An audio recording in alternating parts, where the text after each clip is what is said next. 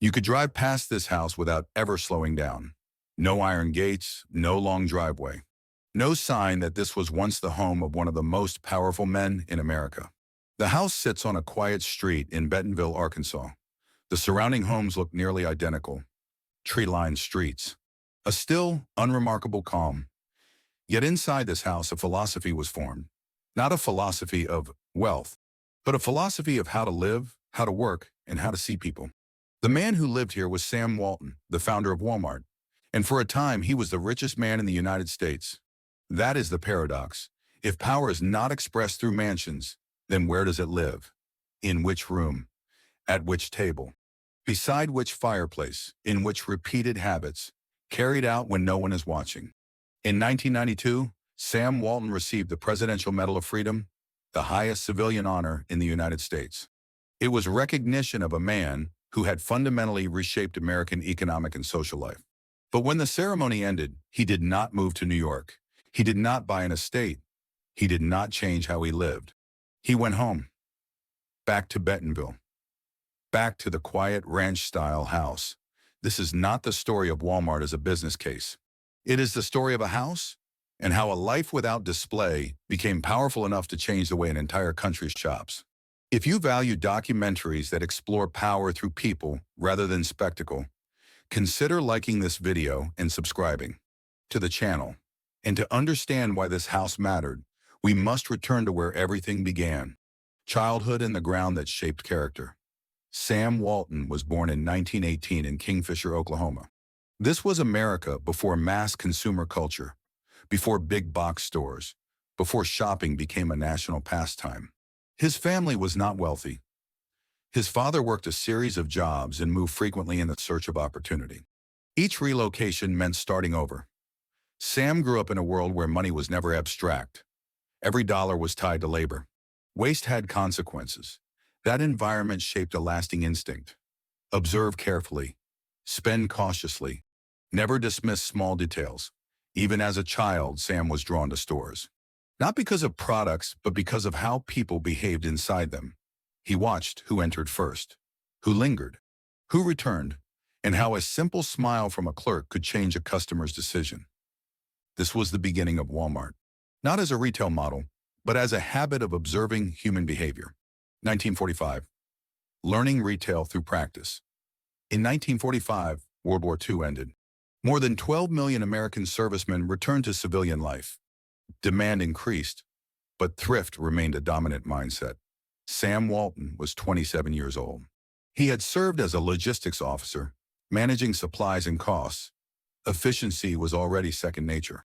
On September 1st, 1945, he took over a Ben Franklin variety store in Newport, Arkansas. Ben Franklin was not a major brand by modern standards.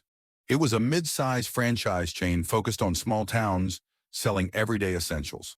The initial investment was approximately $25,000, financed through savings and loans from his wife's family.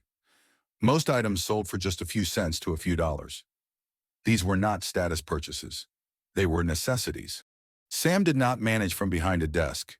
He stayed on the sales floor, watching, listening. He noted what customers liked, what annoyed them, what brought them back. He worked longer hours than anyone else, greeting customers by name, learning their needs. Within a few years, annual sales more than doubled, from roughly $80,000 to over $200,000. Empires are not built from big ideas alone. They are built from standing behind a counter, hearing complaints, and fixing small problems one by one. 1950. Leaving Newport, choosing Bentonville. In 1950, the Walton family left Newport. The store lease was not renewed. It was a small disruption, but it forced a decisive change. Sam moved his family to Bentonville, Arkansas, a quiet town surrounded by hills and farmland. There, on the town square, he opened Walton's Five and Dime. Bentonville was not an obvious place for ambition, but it offered two things Sam valued deeply: focus and proximity to everyday customers. Living there, he saw clearly what people wanted: not luxury, but fair prices, reliable inventory, and respectful treatment. The small-town strategy took root, not because it was visionary, but because it worked. 1962, the birth of Walmart. In 1962, Sam Walton opened the first Walmart store in Rogers, Arkansas.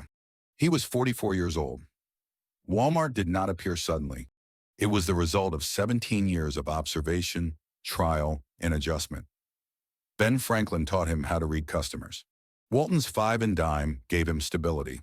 Walmart turned experience into a system. The stores were larger, prices were lower. Supply chains were streamlined, and as Walmart expanded, money arrived quickly. When money arrived and identity was tested by the late 1960s and early 1970s, America entered a post-war consumer boom. Interstate highways expanded. Car ownership became widespread. Families moved outward into suburbs and small towns.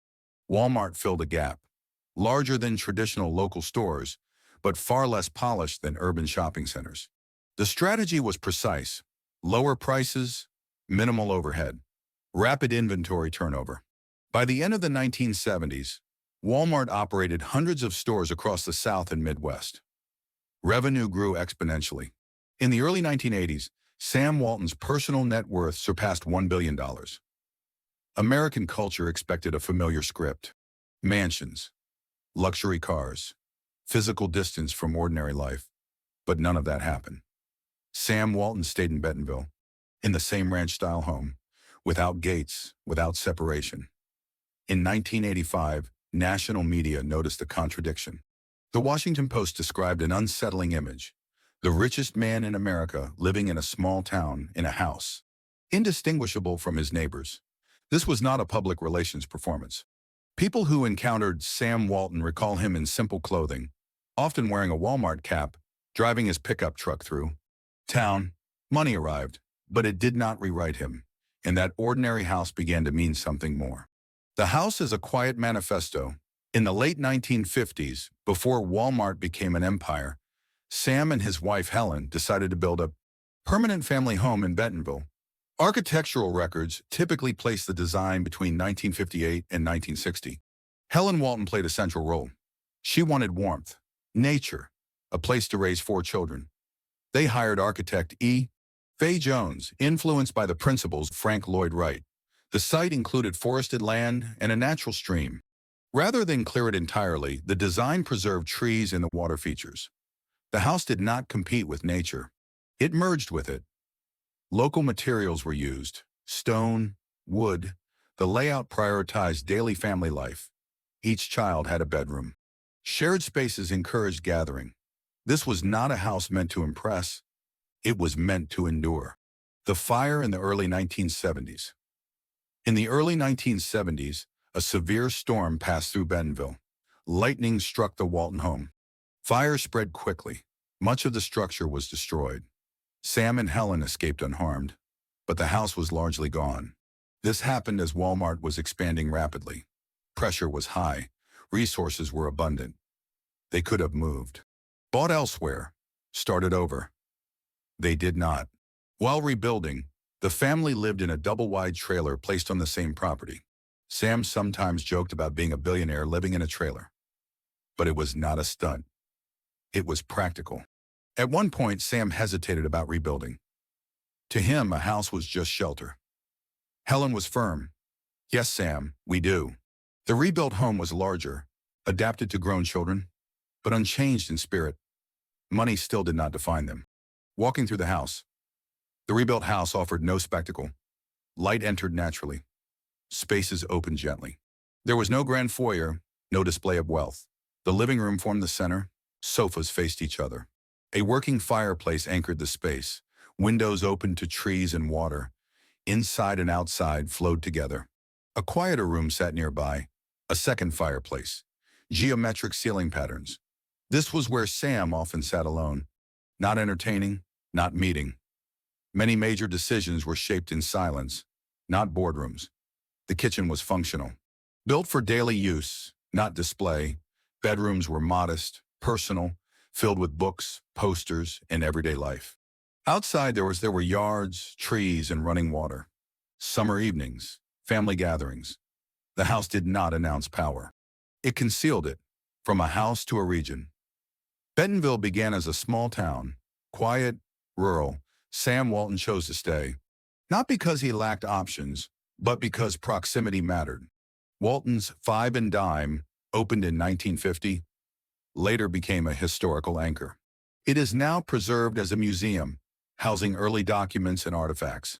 As Walmart became global, Bentonville became its headquarters. Suppliers followed. Infrastructure expanded.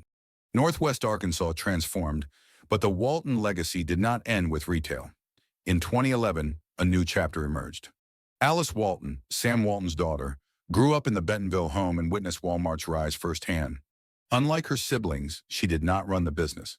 She pursued art and cultural patronage. She founded the Crystal Bridges Museum of American Art, located in a forested valley, free to the public. A shift occurred. From retail to culture, from family to community. Sam Walton's house was never meant to impress, yet it shaped habits. And habits shaped a system. Power does not come only from owning more. It comes from how one chooses to live when no one is watching. If this story changed how you think about power, money, or legacy, leave a comment and share your thoughts. And if you want more documentaries about people, places, and quiet forces that shape history, consider liking this video and subscribing to the channel.